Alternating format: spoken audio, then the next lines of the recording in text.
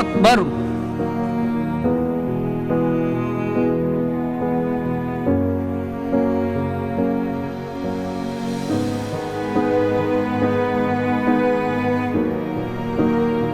বিসমিল্লাহির রহমানির রহিম।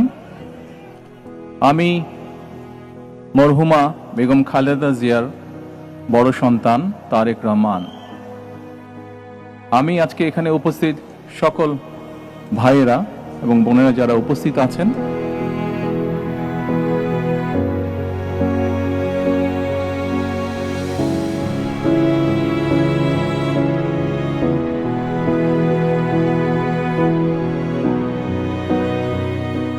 কারো কাছ থেকে কোনো ঋণ নিয়ে থাকেন, দয়া করে আমার সাথে যোগাযোগ করবেন, আমি সেটি পরিশোধের ব্যবস্থা করব ইনশাআল্লাহ।